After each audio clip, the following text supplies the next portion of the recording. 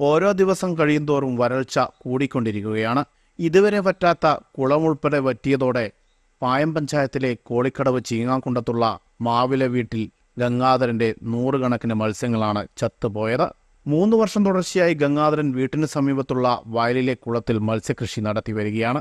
ചിത്രലാട ഇനത്തിൽപ്പെട്ട മത്സ്യങ്ങളെയാണ് വളർത്തുന്നത്. ഇതാണ് ചത്തുപോയത്. ഇതുവരെ കുളത്തിൽ ഇത്ര കുറവ് വെള്ളമുണ്ടായിട്ടില്ല.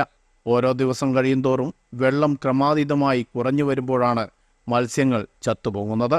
ഇതോടെ വലിയ സാമ്പത്തിക നഷ്ടം ഗംഗാധരന് ഉണ്ടായിട്ടുണ്ട്. ഈ പ്രദേശങ്ങളിലെ കിണറുകൾ ഉൾപ്പെടെ വറ്റിവരേണ്ടതായും ഗംഗാധരൻ പറഞ്ഞു. ഇത് എങ്ങനെ കുറെ നാളായി ഞങ്ങൾ തുടങ്ങിയിട്ട്? ഇതിപ്പം 3ാമത്തെ വർഷമാണ് തുടങ്ങിയിട്ട്. പിന്നെ ഒരു പ്രാവശ്യമല്ലേ വിളവെടുക്കുള്ളൂ, ഒറ്റ പ്രാവശ്യം വിളവെടുക്കുള്ളൂ. പിന്നെ കഴിഞ്ഞ പ്രാവശ്യം വരൾച്ച ഉണ്ടായിരുന്നു, പക്ഷെ ഇത്ര നമ്മളെ ഇതേപോലെ ബാധിച്ചിട്ടില്ല. ഈ പ്രാവശ്യമാണ് കൂടുതലായിട്ട് നമുക്ക് നഷ്ടം വന്നു. എന്താ മത്സ്യം? പിലോപ്പി, ചിത്രലാട എന്ന് പറയും. കുറേ ഉണ്ടോ? ഏകദേശം 1000-ഓളം ഉണ്ട്. അപ്പം കണ്ടില്ല, കുറേ ചത്തു. ഇനിയും കുറേ കുഞ്ഞുങ്ങളുണ്ടായില്ല.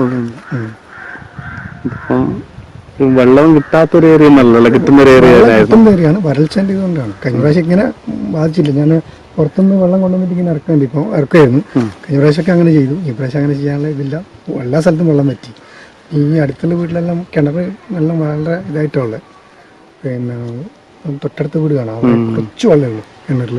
അപ്പോൾ നമ്മുടെ ഭാവട്ടില്ല, നമ്മളെ പാർട്ടി മെമ്പർ കുറേ വീട്ടിലും വെള്ളം വളരെ കുറഞ്ഞിട്ടാണ് ഉള്ളത്.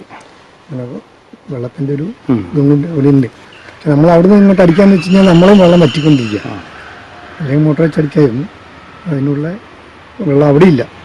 ഇത് നിങ്ങളെ കൃഷി വകുപ്പ് സഹകരണത്തോടെ നടത്തിയതാ? അല്ല, ഞാൻ സ്വന്തമായിട്ട് നടത്തിയാണ്.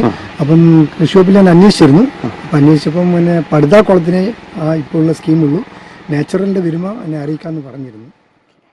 പഞ്ചായത്തിന്റെയും കൃഷിവകുപ്പിന്റെയും മത്സ്യം വളർത്തൽ പദ്ധതികളിലൊന്നും ഉൾപ്പെടാത്തതിനാൽ ഈ നഷ്ടം സഹിക്കുകയേ വഴിയുള്ളൂ. ന്യൂസ് ബ്യൂറോ, ഇരട്ടി.